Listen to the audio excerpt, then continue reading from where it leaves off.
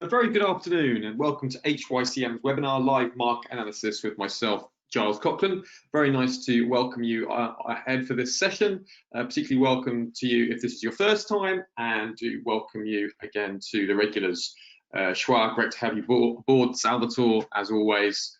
Jerry, special welcome. I'm not sure that you've attended this webinar before. Mohammed, good to have you. And just as other folks are coming in now to the webinar and joining us, just going to go through roughly what's going to happen in this session. If this is your first time, we'll be looking at the coming week and how best to trade the coming week, the opportunities we have. We'll also be going through the broad market perspective as we look at the different pressures that are on the market. We'll also be looking at the euro and the Aussie. I'm going to show you a buy the rumor, sell the fact trade that we took on the European Recovery Fund. And I'm also going to want to be showing you one more thing. Let me just get that one. That's it there. I was going to get that ready for later. I'll just drag that away out of the way and we'll carry on. And we'll also be looking at gold and silver charts. Gold and silver are a very interesting point at the moment, and we will be going through gold and silver. So with that being said, as we go through different trading opportunities and different stops, exits, entries, targets, just make it clear this is not trading advice. The whole idea of these webinars is you look over someone with a professional trading background, which is me, and you see how do I go about making decisions, understanding the market fundamentals and technicals, and that's a way of helping folks get up to speed with training and how the general markets work. So without further ado, I'm going to get into the session, and I want to show you this screen here, and I want to show you the major markets. There's a few things just to really draw your attention to. Just in terms of where we are, the market is waiting at the moment for the European Recovery Fund to talks to start again. You will notice that the euro has been being bought up considerably for since early July. We've seen the euro rising against the US dollar. Now, this has been on expectations of this recovery fund. And this recovery fund was initially scheduled to be 750 billion euros, and it was combining a number of grants and loans to be given to the Eurozone, particularly with an emphasis on the struggling Eurozone countries like Italy, Greece, and Spain. However, the issue was some countries, the so-called frugal four, Austria, Denmark, Hungary, Sweden, and Finland, I know it's the frugal four, but there are actually 5 of them, were concerned about the idea of grants being given to these struggling countries. They were more fiscally prudent, and they didn't like the idea that money could just be given as a gift to the Eurozone. Instead of seeing it as a solidarity between countries in Europe, they saw it as a liability for the Eurozone further in the future. So that's been the nature of the dispute. Now, the Recovery Fund was meant to be talked about on Friday and Saturday. There were 2 days scheduled meetings. However, the meeting has gone over into the 4th day now, and this is what the euro is really waiting for. Will the recovery fund be agreed or not agreed? Now, I just want to show you for your education.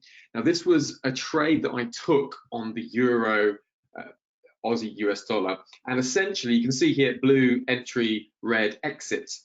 Now, the trade that I took here was going back to the start of July, in anticipation of the recovery fund being agreed. Because you knew the recovery fund was going to be agreed, you knew that they were going to be talking about it, and over the course of these last 2 weeks, there's been a lot of optimistic tones and optimistic comments, and so you knew that the expectations of the fund would be agreed. So bought the rumor. This is buying the rumor, and on Friday, I closed out my trade for just over 100 points, because you knew that there was risk on the weekend. Maybe the deal doesn't get done, maybe there's issues, as it turns out there were, and that is why you buy the rumor. Now, the second half of this thing is buy the rumor, sell the fact. So just to be aware, this is what I'm looking at, and you should be aware of as well. Looking at the euro-US dollar pair, we have this very crucial trend line here on the 4-hour chart. you can see here this very clear trend line. Now, if we get a negative response from the relief fund, talks are due to start in 1.5 hours, 3 o'clock British Summer Time, 2 o'clock GMT, 1 hour and 30 minutes from now approximately. You expect the euro, if the relief fund is not agreed or there's more big problems, you'd expect the euro to break down and collapse through this trend line. And even, this is a learning point, buy the rumor, sell the fact. If the rumor is that if the relief fund is agreed, then look out at this 1.1500 level. You could easily see price buying up, buying the rumor, and then the fact actually being sold. So the risk here is for downside in the euro US dollar going forward. So just to be aware of that dynamic that's going on. This 4-hour trend line, a break and a close below this trend line could indicate a move lower down, potentially back down to this 1.1300, just above that handle on this descending trend line. So that's what I'm looking out for later on in the session. Do keep your eyes peeled for it as well. 3 o'clock UK time. So there's a lot of volatility expected in the euro US dollar. Now, looking at the dollar index, very interesting. Want to point this out to you.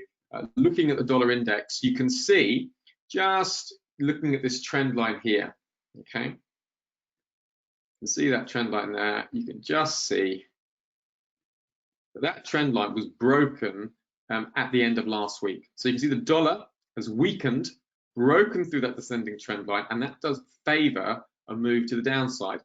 Now, the reason for the dollar weakness is we've got the reflation narrative that, you know, the output is about to start coming back into line in the US after a downtime after the COVID-19. There's also concerns about rising US cases. Lots of COVID-19 cases now in the US due to the way the US particularly handled the outbreak quite badly. Some states were very slow to go into lockdown. They're now feeling the pinch. And so the dollar is weakening as well on those fears that the US is going to be slow to coming out of the economic recovery. We have unlimited quantitative easing out of the US, all of this pressurizing the dollar. Now with a technical break of that trend line, watch out, could be some more downside to come on the dollar index. So for those Dixie traders, very key level, keeping a clear eye on that. Targeting down at 95 handle is the next obvious zone. If this key support level goes at the 95.74, 95.65 region, you're then looking at to return to that 95 handle. Maybe looking to take profit just above 95.10, 17, something like that.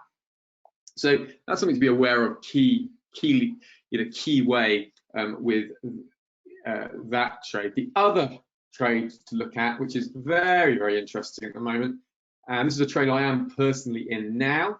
It's the silver chart, just looking at the weekly. Now, you can see this weekly trend line. Now, the reason for upside in precious metals is as follows. Bond yields are very low around the world. So that means that when investors want security from bonds, the yields of those bonds are relatively low. In other words, unattractive. Similarly, we have interest rates dropping across the whole world. We have talk of negative interest rates in the UK. Goldman Sachs was expecting, the economists there were expecting the UK to head towards negative interest rates. We have negative interest rates in Switzerland, ECB, Japan. We have this very low interest rate environment. In other words, holding your money in cash doesn't pay. And as soon as inflation is above your interest rate, it means to hold cash is to lose money. So in this environment, and a recession is going on, a global recession, in this environment, silver and gold are really favored. And you can just see you have this trend line, this key trend line here, being broken to the upside. Now, this is a trade I'm in. I entered at market at the start of the morning session here, as soon as I came to my desk, and I'm looking to play a move up higher, potentially looking at a move into that 2050 region, just up to here. Okay, so as long as the price is above this trend line, I would favor buying. So my stop, I'm just running in at 1850 odd, 1856 on the weekly chart. If I get a break and close, if I get a close back into this level, then potentially I would just looking at close that trade out for the loss. or trail my stop just a little bit tighter, depending on how things go. Now, look at this on the monthly chart. See on the monthly chart, this was the run of silver in the global financial crisis. In the global financial crisis, gold and silver had strong bull runs, and you can see that silver has a long way to potentially go.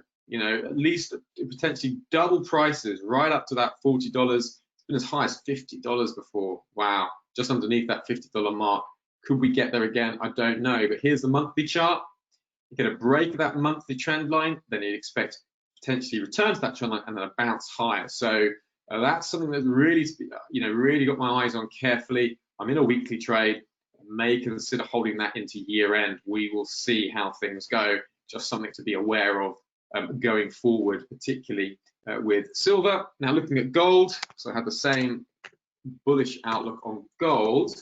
And just been looking how to take advantage of the recent gold runs. Now, I entered at market on a break of this trend line moving higher. So I got in just around 18.15. And the way I'm playing this is very straightforward. You can see, having a fundamental bias for the commodities. You can see that in the past, when these trend lines have broken higher, you can draw a trend line here, breaks higher, draw a trend line there, breaks higher, draw a trend line there, breaks higher, draw a trend line here. Well, lo and behold, we're having it break higher. So the way I'm looking at playing this is I'm going to play it. It's on the 4-hour chart, so I'm going to trade it on the 4-hour chart. So what I'm looking for is I'm going to trail the move higher. So as the move moves higher, I'm going to trail my stop. If price moves back down into this range, and I get a candle closing within this range here, then I'll be looking at closing the trade out. I'll just be running my stops just underneath that 1800 handle, just around here. Get a break and close back down to this area, and I'll close the trade. This is a very short-term outlook. My silver outlook is more longer-term. This is looking for steady short-term rises in gold. If the recovery fund is agreed, then you'd expect that positive sentiment just to push those prices higher. And in terms of my targets, I haven't even looked at a potential target going forward. You've obviously got that big level just heading up to that sort of 1868 and that 1880 regions. That would be the next kind of region to be looking at. But that's just a really key level. If you're not long in this market, the potential is if you get a break and close on the 4-hour chart, look for a retest of that trend line, look for a bounce higher, and as I said, you can run your stops fairly tightly down at 80, maybe just underneath that $1,800, 1798. Get a close into that area, you can close the trade out. Again, just because this is not trading advice, I'm just showing you what I'm doing, how I'm doing it. This is where I'm putting my stops, entries, potential profit targets up into that 1868 region, but I will be trailing it, so I'll be happy with a lot less than 16.8. This is a short-term trade that I'm looking at. Recovery fund should push this one way or the other. So if you get anything, very negative news from the recovery fund, that will push prices back low into that trend line. So that's what I'm looking at there. Looking at risks in the market, there's a couple of risks we need to be aware of. First of all, we have to be aware of AstraZeneca trials are due to be published today. Now, a lot of the details have been leaked. It's broadly positive trials. However, as they say, the devil is in the detail. So the market will be looking very carefully to see the detail of the AstraZeneca trials. We also had some good news of a protein trial in the UK. Now, these haven't been peer-reviewed results. There's nothing about them that is being verified. They're anecdotal initial responses to a protein drug that is breathed in via a nebulizer by patients. Got some very promising results, not as a cure for COVID-19, but as a very good treatment for the breathing difficulties that accompany COVID-19. It's often that issue with the lung, breathing issues that really hinders patients from recovering, and this UK trial has found a protein that's breathed into the lungs, normally used for multiple sclerosis patients.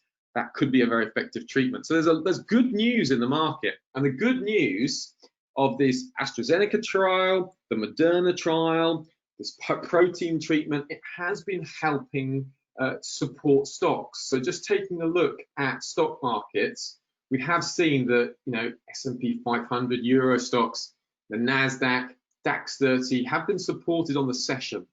Okay, so that strength in the market is remaining on this day. So that's why there still is a risk-on bias.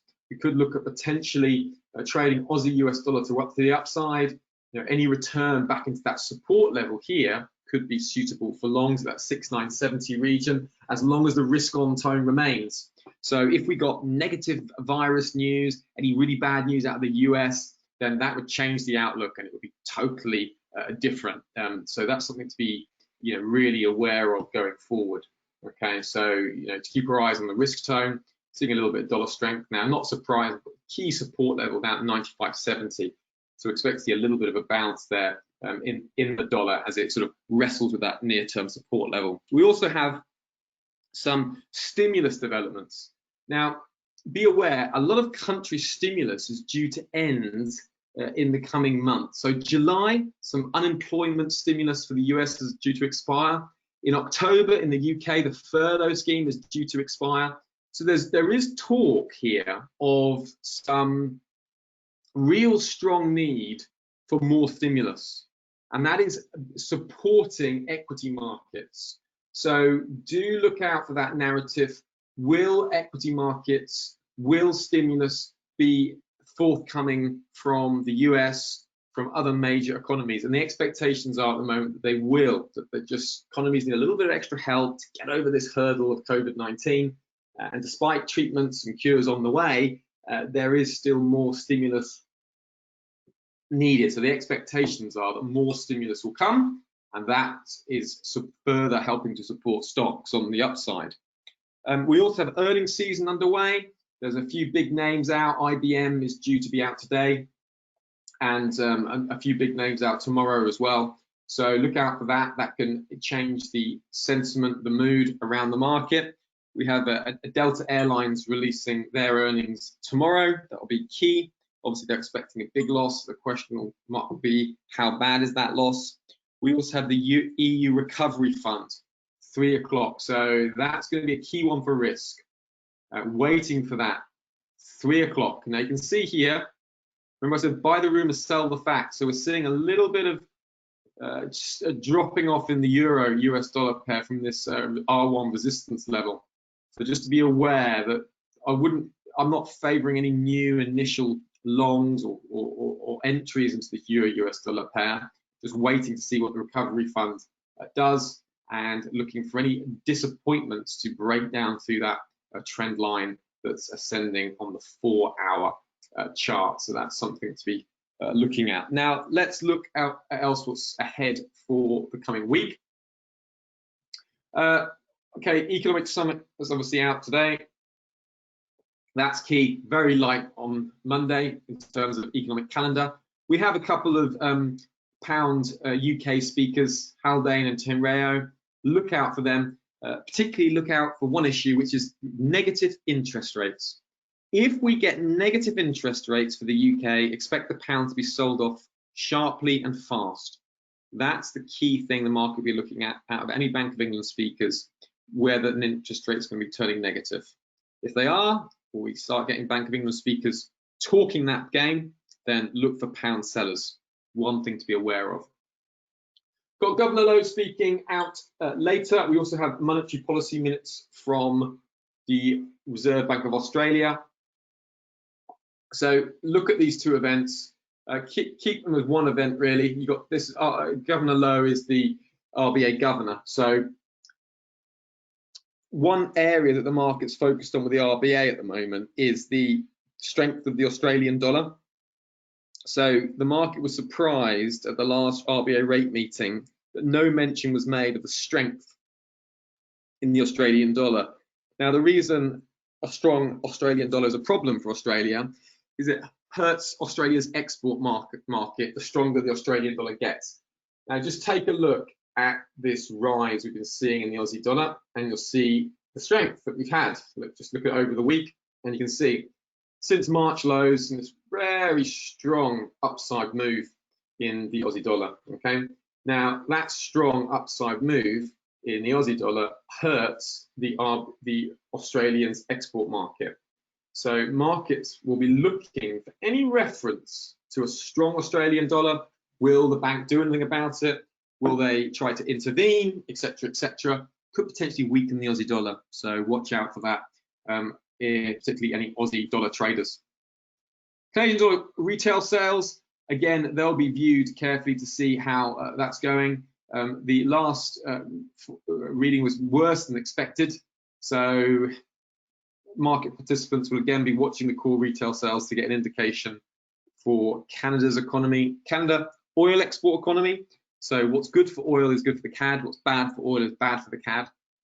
Looking at oil charts, something else to point out to you, it's this. The oil charts, again, on the 4-hour chart, you can see this very strong trend line. You can see the market is just consolidating, weakening. We see that slightly weaker, that slightly lower low just below that 40-100 level, just getting some support at that 40 level.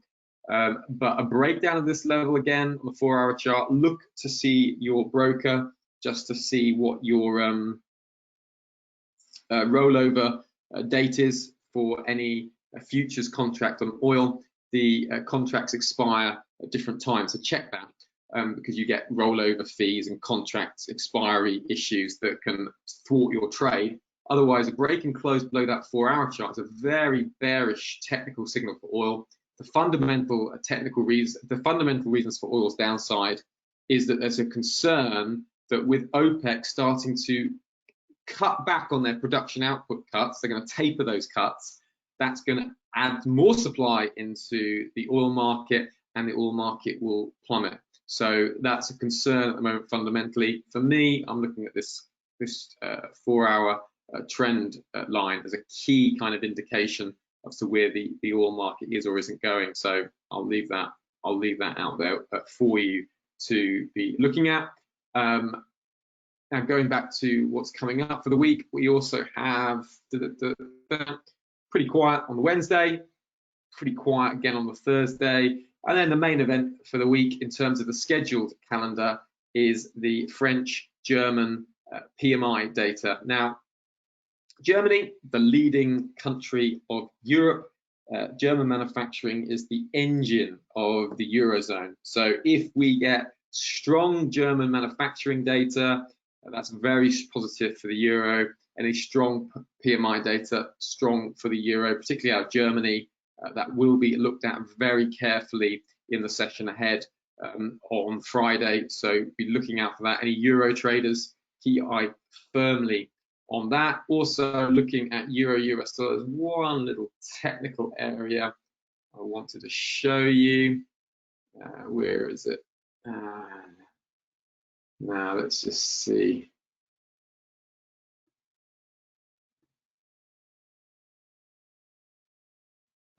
No, let me just think. Can I show you this? No, I haven't got that here to show you. That's definitely something to be looking out for here on the Euro-US dollar pair, particularly for the weekend. So look out for that on Friday coming into the weekend. Remember, buying the rumor, setting the fact response. Watch out for that in the Euro-US dollar pair, and potentially look out, look out for any topping patterns, any head and shoulders patterns that could potentially be forming. If that's a head, then look out for another shoulder pattern and the break of the neckline. So that's the way you might be looking at a potential reversal for the Euro-US dollar. But aside from that, looking at the events, that is the main events coming forward. So quite a quiet week in terms of scheduled data release. But remember, there's other issues I've spoken about: virus resurgences. Will we get COVID-19 cases rising? How's the market going to respond to that? So we've got to be flexible. Remember, the big picture that the market's trying to weigh up is hopes of an economic recovery on one hand versus further COVID-19 induced shutdowns on the other. US is going to be key focus in terms of their rising COVID-19 cases. How quickly can they get their economy back on track despite having this high resurgence of COVID-19? So that will be a key market focus, and expect, as we have been seeing, constant risk on, risk off switching from one to the other. but the propensity, the direction, the broad picture has been optimism. There's been a constant focus on the market that the market will recover, a treatment will come, a successful vaccine will come, something will come to end the virus. That's been the basic pattern week in, week out, that risk is on. So that's why we've seen this strong recovery in stocks. You can see here, just looking at the S&P 500, it's just that optimism keeps coming in each time the market sells off. We're getting that optimistic tone again. If you're looking for a shift in sentiment, idea that this optimistic tone has changed, and looking at something like that, that a trend line on the daily chart would be a really good level. If we see that break and close below that trend line, give you a good indication something's wrong. If you want an early indication something's wrong, then just draw the line a little bit steeper. Just draw it up here and here, and a break of that line would be a nice early indication something's not quite right at the moment. So that's a little tip and a trick for you in your trading. I hope that helps. Okay, guys. So I hope that's been a good shotgun tour of the things that are going on in the market, as well as some things I'm looking at and something for you guys to be looking at as well. So I hope that's been helpful and helped. Shra, yeah, good afternoon. How about US dollar, Swiss franc, US dollar, yen? Sure. Shra, let's look at these. Now, the thing with these two currency pairs is this. The dollar and the Swiss franc and the dollar and the yen tend to act similarly at the moment. When risk is on, there's dollar Swiss franc weakness. When risk is off, there's dollar Swiss franc strength. So you can see this kind of ranging action that we're getting. Look, just for looking at, let's just zoom out. You see, we're getting this kind of ranging action. Not much going on, reaches up high. We've had since June in the dollar Swiss franc. And that's because the same things tend to happen to both currencies. Looking at the dollar yen, you can see here again, you've seen this kind of, this ranging action since like June. So in these currency pairs, Shwa, they're doing the same kind of thing. Look for a currency pair that's got one strong currency and one weak currency. Dollar yen, dollar Swiss franc tend to do the same thing at the moment. So I'm not interested in either of these two pairs, just because it's just this fat range. Nothing much is happening. And when you're trading a range like this, if you want to wait for a key trend line break, something like that, I think let's just move this. So here, maybe a potential break of that level, or looking at the trend line from below, almost like a little triangle forming. So I'd wait for some kind of technical break of that consolidation before thinking about a direction. But really, I want to see the fundamental reason as well, Shra. So I don't see that at the moment. Shra, I hope that helps. They're both doing the same thing, and we want difference in our currencies. Guys, lovely to be here again, getting you guys ready. Don't forget that we will be back here on Wednesday, 12:30 GMT. Yeah, you're welcome. Yeah, no problem. No problem, Shra. 12:30 GMT, we'll be here on the Wednesday for HYCM's clients. If you're a client of HYCM, we go through a workshop, and I'll really dig down into a currency pair, show you how to pair up a weak currency pair with a strong currency pair. And don't forget, these offers are available for people who would like to become HYCM clients. We have this offer here, and you can just ping me an email there or contact support, and we can get that all set up for you. Guys, I hope you have a really good trading week, and I'll see some of you on Wednesday, which I'm looking forward to, and some of you I hope to see next week. Thank you very much for your time, and I hope you have a very good day. Thank you now. Goodbye.